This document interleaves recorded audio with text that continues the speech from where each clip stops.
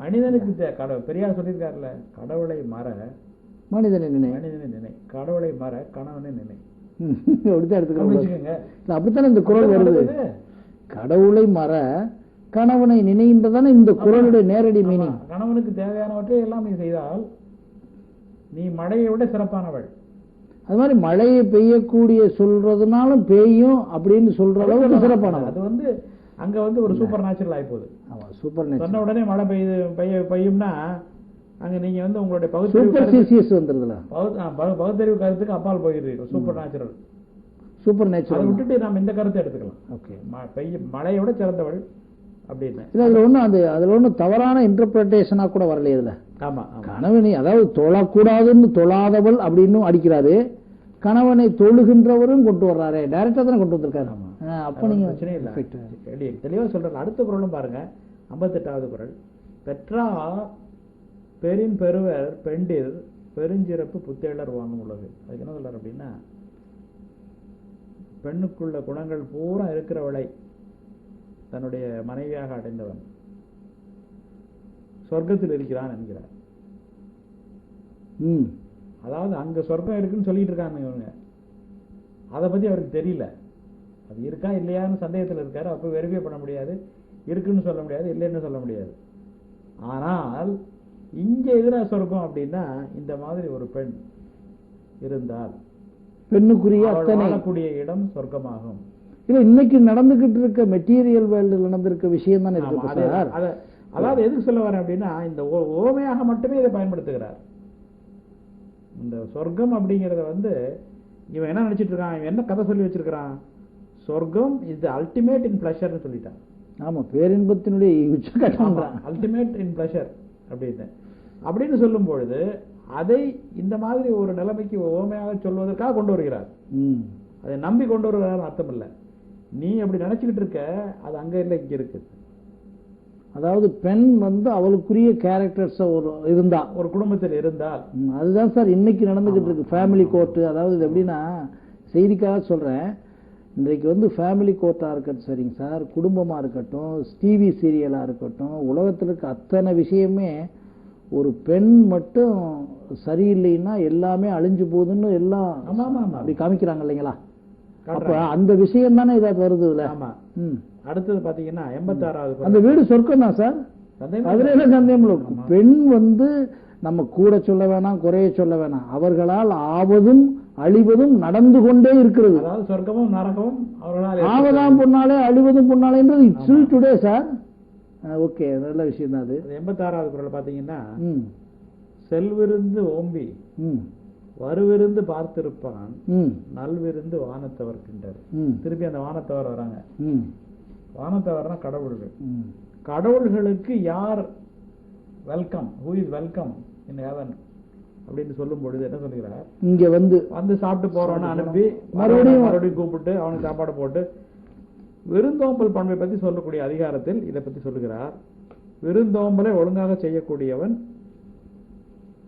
வானத்தில் இருக்கக்கூடியவர்களுக்கு விருந்தாகிறான் என்று சொல்லுகிறார், விருந்தாளி ஆகிவிடுகிறான் என்று சொல்லுகிறார். ஏன் அதுவும் அதே தான், உயர்ந்தவர்கள் தான். அது புரியாது அவருக்கு அங்க வானத்துல என்ன நடக்குது அப்படின்னு கிடையாது. இவன் சொன்ன கதை, வானத்தில் நீ போய் சேர்ந்துட்டேன்னா அல்டிமேட் இன் பிளஷர் கிடைக்குது அப்படிங்கும் பொழுது அதை நீ அடைவாய் என்கிறார்.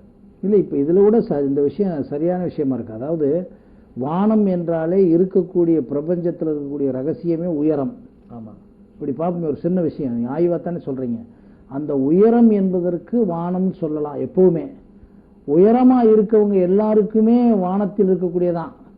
இப்ப இவன் இந்த மாதிரி செய்யக்கூடிய ஒருத்தன் இன்னைக்கு பக்கத்தில் இருக்க தாய்க்கும் தந்தைக்கும் கூட சாப்பாடு போடாம தான் முதியோர் இல்லம்புறம் வந்திருக்கு. உண்மையிலேயே வந்தவனுக்கு சாப்பாடு போட்டு இனிமே எவனாச்சும் வருவானான்றவனுக்கு சாப்பாடு போடுற சிந்தனை அல்டிமேட் பிளஷர் கொடுக்க. இதுல ஒரு இடத்துல நீங்க கூட இதை கூட அழகா சொல்லுவீங்க, கலீல் ஜிப்ரான்ல ஒரு விஷயத்த சொல்லுவீங்க இதை பற்றி ஏதோ சொல்லும்போது. அதாவது இந்த ஒரு நல்ல கேரக்டர் சொல்லியிருக்கீங்க, அந்த மாதிரியே இருக்குது. அதாவது ஒரு மனிதன் சார் சாப்பாடு போடுறதும் வருகிறவரை இன்னொரு தடவை சாப்பிடுறதுக்கு வர வைக்கிறதுன்னு இருக்கீங்களே, இது என்ன ஒரு ஆர்டினரி கேரக்டரா நான் கேட்கிறேன் இன்னைக்கு இருக்க உலகத்துல. சொர்க்கத்துக்கு கொண்டு போயிட்டான். ஆமா, சொர்க்கம்ன்றது மறுபடியும் வானோருக்குன்னு சொல்றது என்னன்னா உயர்ந்த இடத்துல இருக்க அத்தனை பேருக்குமே இவன் வந்து நிச்சயமா ஒரு பெருமைக்குரியவன விஷயம். வெல்கம், இது வெல்கம். ஓகே. அதே மாதிரி அடுத்தது பாத்தீங்கன்னா, செய்யாமல் செய்த உதவிக்கு வையகமும் வானகமும் ஆற்றல் அறிதுங்கிறார். நிச்சயமா. செய்யாமல்னா நான் ஒண்ணு செஞ்சு நீங்க பதிலா செய்யணும், அதான் செய்ததுக்கு செய்தது. இல்ல நீங்க செய்யாமல் செய்வது, நீங்க சொல்ற எல்லா வானமும் எனக்கு என்ன வருதுன்னா, இந்த நிகழ்வுல வானம் என்றால் உயரம், வானம் என்றால் மேலே, வானம் என்றால் உயரம், இவ்வளவுதான் திருப்பி திருப்பி. உயர்ந்தவர்கள் உயர்ந்தவர்கள் உயர்ந்தவர்கள் நமக்கு இடம் இருக்கும், நமக்கு இடம் புழக்கத்தில் இருந்த சார். இன்னைக்கு கம்ப்யூட்டர் கணனி யுகத்துல எத்தனையோ டிரான்ஸ்பர்மேஷன் வந்திருக்கு. அன்னைக்கு வானம் என்று சொன்னால் உயரம் தான், அதே தான் இப்பவும் எடுத்துக்கிறோம். வானத்தை போலன்றான் சார், வானத்தை போல உயர் அப்படிதான் சொல்றான். அதாவது சொல்றாரு பாருங்க, அதாவது செய்யாமல் செய்த உதவிக்கு வையகத்தை கொடுத்துட்டாரு முதல்ல. அதுவும் 10ல என்னடா கொடுக்கலாம்னு பாக்குறாரு. இந்த பசங்க சொல்லி வச்சிருக்காங்கல்ல சொர்க்கம். இல்ல சார், இப்ப இந்த ஸ்பேஸ் கொண்டாந்துட்டான்ல சார், ஸ்பேஸ் ஃபீல்டுல கட்டிக்கிட்டு இருக்காங்கல்ல சார், வானத்துல தானே சார் கட்டுறான். அதே மாதிரி வானத்தையும் கொடுத்துடுறோம் அப்படிங்கிறாரு. அதுவும் ஒரு எக்ஸ்ட்ரீமுக்கு தான் போறாரு. அதே மாதிரி 234வது குறள், நிலவரை நீள்புகழ் ஆற்றின் புலவரை போற்றாது புத்தேழு உலகு. அதாவது கடவுள்களை, அத கரெக்டான மீனிங் சொல்லணும்னா,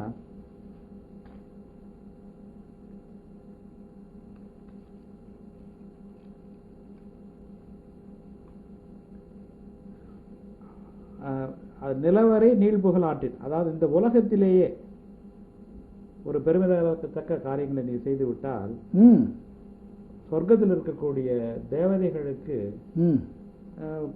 பெருமை இல்லை என்கிறார். சொர்க்கத்தில் இருக்கக்கூடிய தேவதைகளை விட உயர்ந்தவனாயிர உங்களுக்கு பெருமை அதிகமாக இருக்கிறது என்ற ஒரு கருத்தை சொல்லுகின்றார். அப்படி சொல்லும் போது இவர் ஒருத்தனாலதான் இந்த கடவுள், தேவதைகள், சொர்க்கம் இவற்றையெல்லாம் உலகத்தில் இருக்கக்கூடிய பொருள்களுக்கு ஈக்குவலா சொல்றாரு. சில நேரங்கள்ல கீழையும் சொல்றாரு, மேல சொல்லிடுறாரு, மேல சொல்லிடுறாரு. நீ மேல இருக்க இந்த குறள் அப்படித்தானே சார் சொல்றாரு. ஆமா, தெய்வத்தான் ஆகாதனினும் மெய்வருத்த கூலி தரும்னு சொல்லும் போது இது வந்து மனிதனால் எல்லாமே முடியும்ன்றது மாதிரி சொல்றாரு. ஆமா ஆமா ஆமா. அதாவது தெய்வத்தை பெரிய ஏதாவது நினைச்சாரு, பயப்பட. அதான் சார், பயந்து மாறி ஒரு மாதிரி பேசல இல்ல. அல்டிமேட் கடவுள் சொல்றியா, அதோட மேல ஒண்ணு இருக்கியா அப்படிதான் சொல்லிட்டு இருக்காரு. ஓகே. அதே மாதிரி கூற்றம் குதித்தலும் கைகூடும் நோற்றலின் ஆற்றல் தலைப்பட்டவருக்கு என்று சொல்கிறார். கூற்றம் குதித்தலும் அப்படின்னா, கூற்றம்ங்கிறது வந்து இயல்பா அன்னைக்கு வந்து இறப்பு கடவுள், இறப்புக்கான கடவுள் என்று வைத்துக் கொண்டு கூற்றுவன். அதை கூட நம்ம வின் பண்ணிடலாம். எப்ப அப்படின்னா, அந்த துறவரத்தில் மிகவும் கடினமான ஒரு துறவரத்தை மேற்கொண்டு இருந்தால் அந்த இறப்பை கூட நான் வெல்ல முடியும் அப்படிங்கிறதுக்கு அந்த கூற்றம். இதை இறப்புன்னு அவர் சொல்லியிருக்கலாம், ஆனா வழக்கத்தில் இருக்கக்கூடிய அந்த கூற்றுவன் என்ற ஒரு கடவுளை கொண்டு வருகிறார். இதுல ஒரு நல்ல விளக்கம் வருது சார். இத்தனை தூரம் நீங்க திருப்பி சொல்லும் போது இறைவனுக்கு வந்து பயப்படாமலும் இறைவனுக்கு அஞ்சாமலும் அதோட கம்பேர் பண்றதோட அத்தனை விஷயங்களையுமே மனிதனை உயர்த்திக்கிட்டே போறாரே. ஆமா ஆமா ஆமா. இல்லைன்னா அந்த ஏற்கனவே சொன்ன கடவுள் வாழ்த்து மாதிரி ஒரே மேட்டர்ல போட்டு முடிச்சிருப்பாங்க இல்லைங்களா. அடுத்தது இங்க போற சாதாரண விஷயம் இதை பேச வேண்டிய அவசியமே இல்லையே. அவசியமே இல்லை. பாத்தீங்கன்னா சார், இப்ப நீங்க சொல்றது பூரா பாருங்க சார், இப்ப வரிசையா சொல்லி வந்தீங்கல்ல சார், செல்விருந்து இப்படி ஒவ்வொன்றுமா சொன்னா இது பூரா நன்னெறியை தவிர என்ன இருக்குதுல ஒண்ணுமே இல்லை. அதான் அல்டிமேட். எத்தனையும் உள்ள சொல்லிட்டு வராரு சார். இதுல ரெண்டையும் சொல்லும் போது தானே சொல்லும் போது பல கருத்துக்களை சொல்லிக்கொண்டே வருவார். ஒரு கருத்துக்கு கிரீடம் வைக்க வேண்டும் என்று நினைத்தால் சார், இப்ப உதாரணமா ஆனோருக்கோ ஈக்குவல் ஆகிட்டு சார். இப்ப சாதாரணமா இமயம் போல் வளர்கிறாய் அப்படின்னு சொன்னா வளர்ச்சியை சொல்லும் போது இமயத்தை சொல்ல வேண்டியது மாதிரி இவர் சொல்லியிருக்க ஒவ்வொரு கேரக்டரும் ஒவ்வொரு நன்னறியுமா தான் எனக்கு படுது. ஒண்ணுமே இல்லை. அடுத்தது பாத்தீங்கன்னா, யான் எனது என்னும் செருக்கு அறுப்பான், ஆணவத்தை க்ளோஸ் பண்றவன் வானோருக்கு உலர்ந்த உலகம் போடுட்டாரு. மறுபடியும் அதாவது இப்ப ரெண்டா பிரிச்சுக்கிட்டீங்க சார், சூப்பர் ரைட்டிங்கா போயிட்டாரு.